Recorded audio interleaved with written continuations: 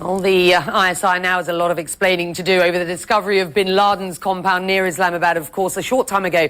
I spoke to Imran Khan, a Pakistani opposition politician who some say has the support of the ISI. I asked him whether the organisation was at best incompetent or at worst complicit in the whole bin Laden affair. This is what he said.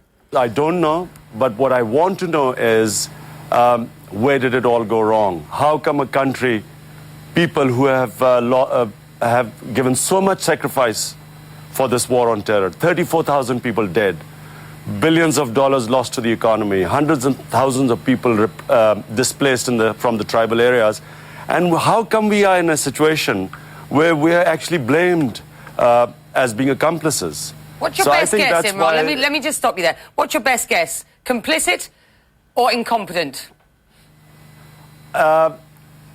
My best guess is that when the Mujahideen who were heroes, remember Osama bin Laden was a hero not long ago, a billionaire leaving everything and fighting for the Afghan Mujahideen against the Russian Soviets.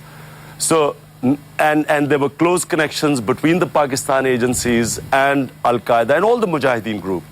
So in my opinion, what could have happened is that there would be people within the ISI who probably had some connections. I cannot understand how the ISI, remember ISI is a part of the army. Now the army has lost thousands of soldiers. The GHQ has been attacked, generals have been killed, commando headquarters have been attacked, ISI buses have been attacked. So how could it be that the same agency, the army, would be protecting the mastermind who's responsible for so many deaths in the army?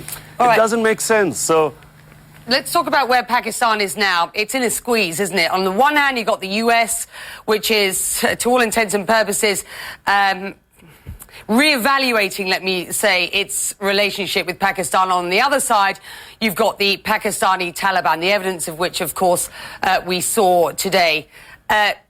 What happens next? Pakistan has to get out of this war. It has to make it its own war. It has to stop taking aid from the US. The government has got to stop to being perceived as a hired gun of the US. Army cannot be anymore considered a mercenary army. So at the moment we make it our own war, we'll win it. At the moment, Pakistan army is perceived as agents of the US. So it's causing extremism.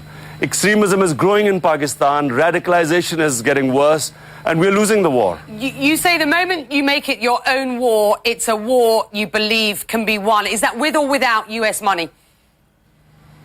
Without US money, because this is a curse for us.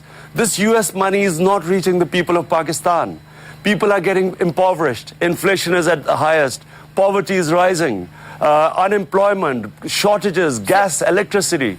So this aid is not reaching the people. So let me get this clear, Imran. Let me get this clear. Ruling elite. If you were running the country today, you would not accept the billions in aid that the US sends. You'd say, forget that, let's move on. It's a curse for us, Becky, because we've been taking this aid and the people of Pakistan have lost 34,000 dead. I keep repeating this.